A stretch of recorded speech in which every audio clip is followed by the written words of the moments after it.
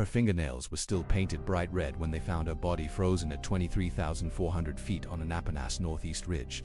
Brennan had been dead for 9 years, but the thin air and brutal cold had turned her corpse into a perfect ice sculpture. Her climbing harness still held 3 unused oxygen canisters that she had refused to touch during her final ascent in October 2014. The 28-year-old Norwegian had wanted to join the exclusive club of climbers who had conquered the world's 10th highest peak without artificial help. Instead, she became another statistic on the mountain that kills 1 person for every 3 who reach the summit. Katja had been the youngest person ever to complete the 7 summits without supplemental oxygen. She had climbed Everest K2 and Denali breathing nothing but the thin air that most humans cannot survive above 26,000 feet. Her body produced twice the normal amount of red blood cells, a genetic gift that let her function where others would collapse within minutes. But Annapurna was different. The mountain sits in the middle of Nepal's most violent weather patterns, where avalanches can bury entire expeditions without warning and storms appear from nowhere with winds that can throw a grown man off a cliff. The question that haunted the mountaineering world for 9 years was simple. Had she actually reached the summit before she died, or had the mountain claimed another victim just short of glory? Katja's obsession with oxygen-free climbing started when she was 12 years old and watched her father die in a hospital bed connected to machines that breathed for him. Brennan had been a commercial pilot who developed lung cancer from years of breathing recycled cabin air. As his daughter watched him struggle for each breath through a plastic tube, she made a promise that she would never depend on artificial air to survive. Her father died 3 weeks later, and Katja spent the next 16 years training her body to extract oxygen from air so thin it would kill most people in minutes. She moved to La Paz, Bolivia at age 19 to live permanently at 12,000 feet above sea level. Her apartment sat higher than most people ever travel in their entire lives.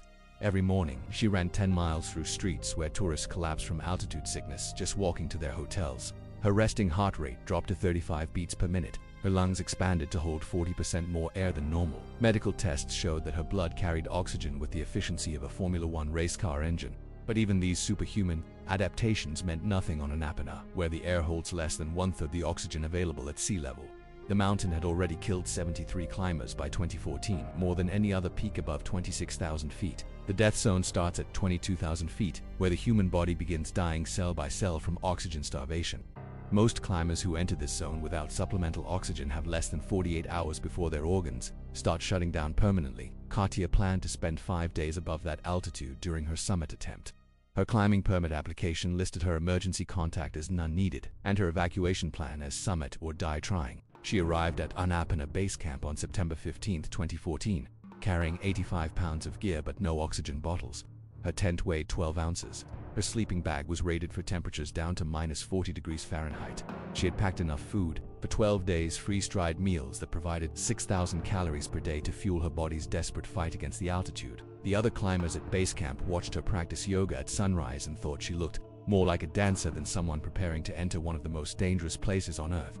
Her climbing partner was supposed to be Marcus Chen, a 34-year-old American who had summited 6 of the world's 14 peaks above 26,000 feet.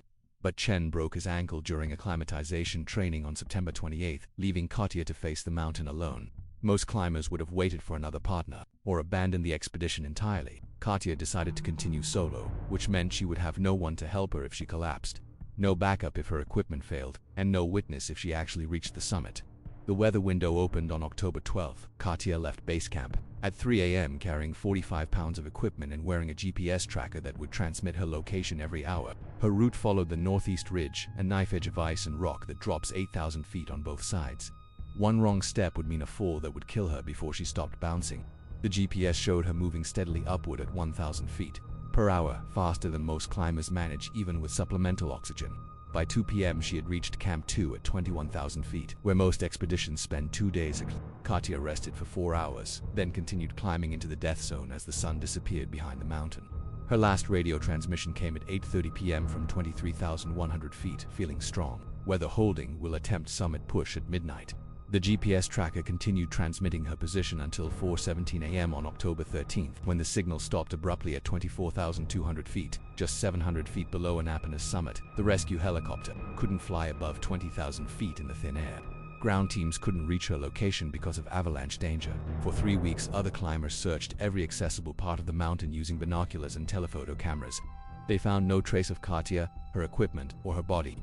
The Nepalese government officially declared her dead on November 15, 2014, and closed the investigation. Her mother received a death certificate that listed the cause as mountaineering accident and the location as unknown. But Katya's GPS tracker had recorded something that wouldn't be discovered until 9 years later. The device's internal memory had stored her exact movements during those final hours, including a location stamp at 26545 feet, the precise elevation of Annapurna summit at 6:23 a.m. On October 13, 2014, she had reached the top. She had become the first person to summit Annapurna solo without oxygen. And then she had started her descent into a storm that would trap her body in ice for nearly a decade. The discovery happened by accident on May 17, 2023, when a team of Sherpa guides was establishing a new climbing route on Annapurna's northeast face. Pemba Norbu spotted something bright red jutting from a wall of blue ice at 23,400 feet. At first, he thought it was a piece of climbing equipment left behind by another expedition. But as he got closer, he realized he was looking at a human hand still wearing a red glove, perfectly preserved in the ice like an ancient insect trapped in amber.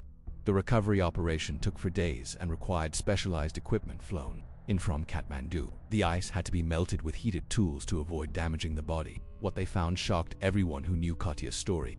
Her body showed no signs of trauma from a fall or avalanche. She appeared to have simply sat down in the snow and died, probably from exhaustion and hypothermia during her descent from the summit. Her climbing rope was still coiled neatly on her harness. Her ice axe was secured in its proper position on her pack.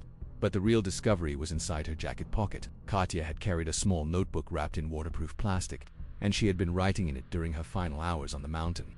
The pages contained detailed observations about her physical condition, the weather, and her route decisions. The last entry, written in pencil that had somehow not frozen in the -30-degree temperatures, was dated October 13, 2014, at 7:45 a.m. Summit reached. No oxygen. Father would be proud. Starting descent, weather changing fast.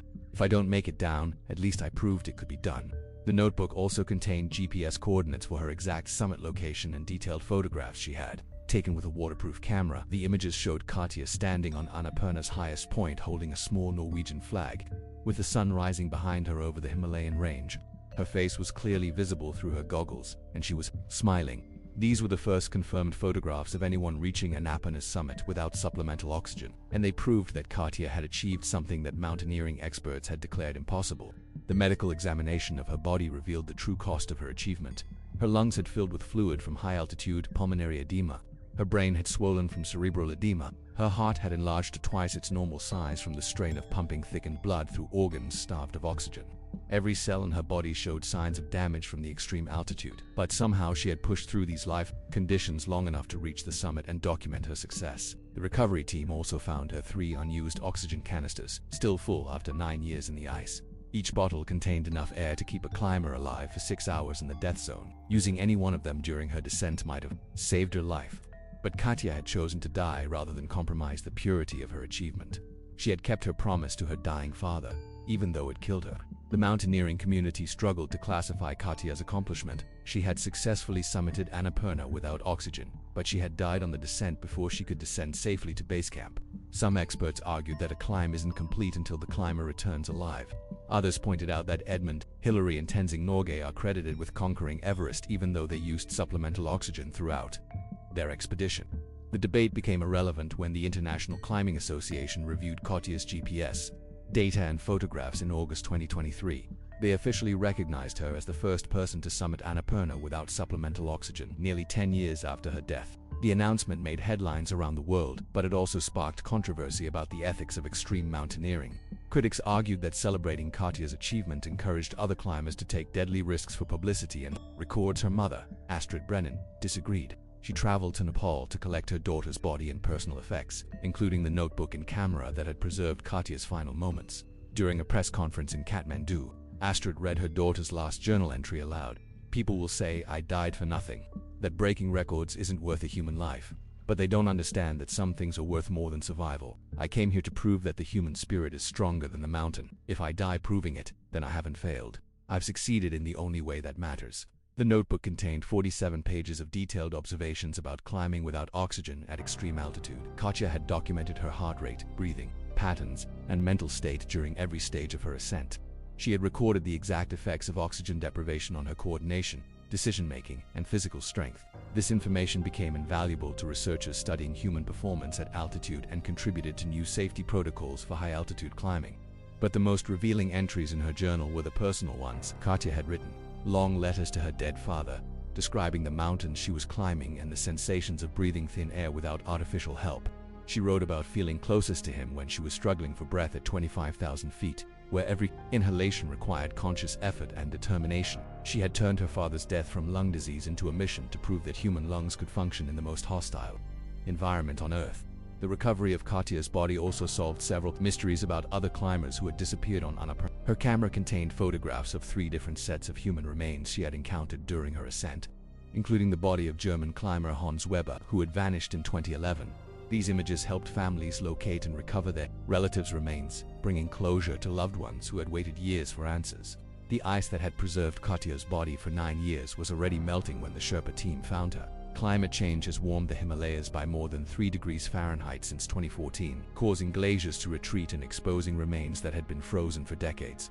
Researchers estimate that more than 200 bodies are still hidden in the ice on Annapurna alone, and many of them will be revealed as temperatures continue rising. Katya's achievement came with a terrible price, but it also proved that human beings can survive in conditions that should kill them instantly. Her success without oxygen at 26,545 feet demonstrated that the human body can adapt to environments more extreme than previously thought possible. Sports scientists are still studying her training methods and genetic advantages to understand how she managed to function where others would collapse within minutes. The 3 oxygen canisters she refused to use were donated to the Himalayan Rescue Association, where they remain on display as a reminder of the choice between survival and principle. Each bottle bears a small plaque with Katya's final words, "At least I proved it could be done." Her red nail polish has faded over the years, but her example continues to inspire climbers who want to test the absolute limits of human endurance. The autopsy revealed details that changed everything scientists thought they knew about death at extreme altitude. Dr. Sarah Mitchell, the forensic pathologist who examined Katya's body, found ice crystals inside her heart muscle that had formed a perfect geometric pattern. The crystals were so precise they looked like snowflakes under a microscope, but they had grown inside living tissue during her final hours. Her blood had literally frozen while she was still alive, creating formations that medical science had never documented before. But the most disturbing discovery was in her brain tissue. The oxygen deprivation had triggered a condition called terminal lucidity, where dying patients suddenly become completely clear-headed in their final moments. Katya's journal entries became more detailed and articulate as she got closer to death, as if the approaching end had sharpened her mind to laser focus. Her handwriting remained steady even when her body temperature had dropped to 89 degrees Fahrenheit, well below the point where most people lose consciousness forever. The final pages of her notebook contained calculations for a new climbing route up Annapurna's south face that would reduce the death zone exposure by 30%. She had been designing a safer path for future climbers even while she was dying. The route she mapped out has since been named the Brennan corridor, and it has been successfully used by 12 expeditions without a single fatality. Her dying brain had solved a problem that had killed dozens of climbers over the previous 30 years. The Norwegian government declared Katya a national hero and commissioned a statue of her to be placed outside the Bergen Maritime Museum, where her father had worked as a harbor pilot before becoming a commercial aviator. The bronze figure shows her standing on a mountain peak without an oxygen mask, her arms raised in triumph, but the statue's most powerful detail is invisible to most visitors. The sculptor included her father's initials carved into the ice axe she carries, connecting her achievement to the promise she made in a hospital room 16 years earlier. The controversy surrounding her posthumous recognition intensified when other climbers began attempting to duplicate her feat. Within 6 months of the official announcement, 4 different expeditions had attempted to summit Annapurna without oxygen. 3 of them ended in death. The 4th succeeded but required emergency evacuation due to severe frostbite and brain swelling. Critics argued that publicizing Katya's achievement was essentially encouraging suicide, while supporters maintained that pushing human limits had always been essential to mountaineering progress. The debate reached its peak when 31 American climber David Torres attempted to break Katya's record by summiting Annapurna without oxygen in winter conditions. When temperatures dropped below -60 degrees Fahrenheit, Torres had trained using Katya's methods, living at high altitude in Peru for 2 years and developing similar physiological adaptations. His expedition was fully funded by sponsors who wanted to capitalize on the media attention surrounding oxygen-free climbing. Torres made it to 24,800 feet before his support team found him unconscious in his tent. On February 3, 2024, his core body temperature had dropped to 79 degrees, and his heart had stopped beating for an estimated 4 minutes, before they revived him with heated oxygen and emergency medications. The rescue operation cost $180,000 and required 3 helicopter flights in dangerous weather conditions. Torres survived but lost 8 fingers and both feet to frostbite. During his recovery, he publicly blamed Katya's story for inspiring if him to attempt something that nearly killed him. The criticism forced mountaineering organizations to reconsider how they presented extreme achievements to the public. The American Alpine Club issued new guidelines requiring all media coverage of high-altitude climbing to include detailed warnings about the mortality rates associated with oxygen-free ascents. They also established the Brennan Memorial Fund to provide emergency rescue insurance for climbers attempting dangerous routes, acknowledging that her story would continue inspiring risky expeditions regardless of official warnings. Meanwhile, researchers studying Katya's preserved tissues made discoveries that revolutionized understanding of human adaptation to extreme environments. Her muscle fibers had developed microscopic structures that had never been observed in living humans before. These formations, dubbed Brennan bodies by the scientific community, appeared to help her cells extract oxygen more efficiently from thin air. The findings suggested that humans might be capable of evolutionary adaptations that occur within a single lifetime under extreme stress. Dr. James Harrison, a high-altitude physiologist at the University of Colorado, spent 3 years analyzing tissue samples from Katya's body. His research revealed that her mitochondria had undergone structural changes that increased their efficiency by 400% compared to normal human cells. Her body had essentially redesigned itself at the cellular level to survive in conditions that should have been impossible to endure. The research earned Harrison a Nobel Prize nomination and opened entirely new fields of study in human performance medicine. The practical applications of these discoveries extended far beyond mountaineering.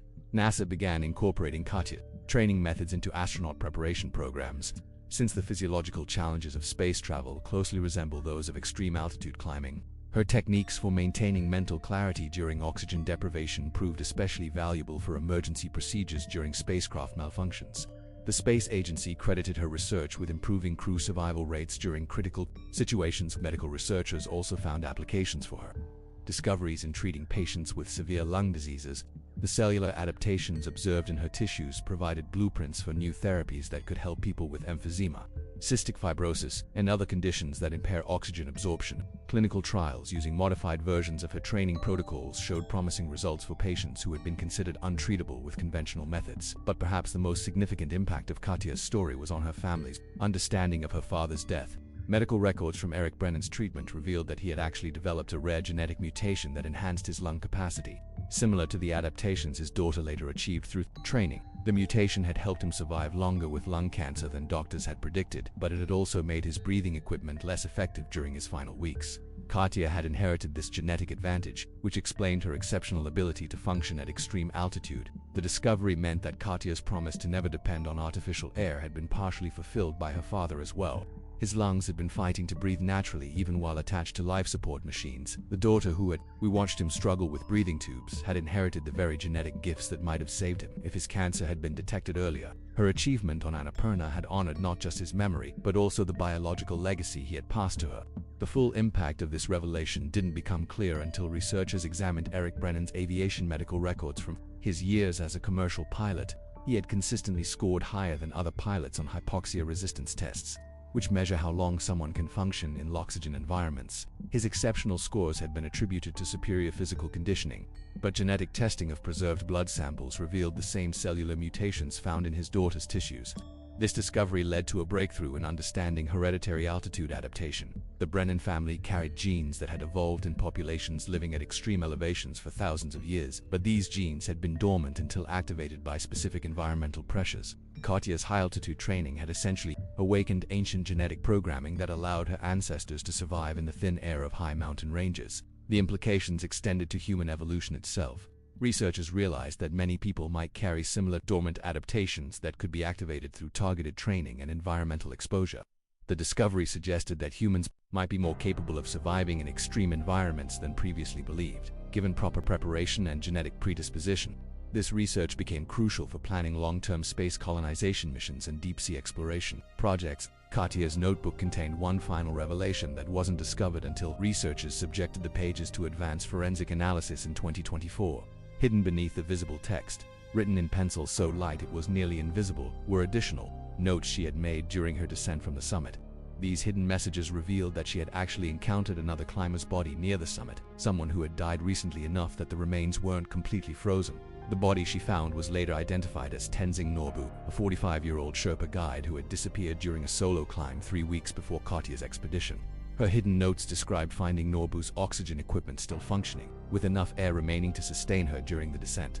She had the opportunity to use his gear and probably save her own life, but she chose to leave everything untouched out of respect for the dead climber and her own principles about oxygen-free climbing. This final sacrifice elevated Katya's story from impressive athletic achievement to something approaching religious devotion. She had literally chosen death over compromise, even when survival meant using equipment that belonged to someone who no longer needed it.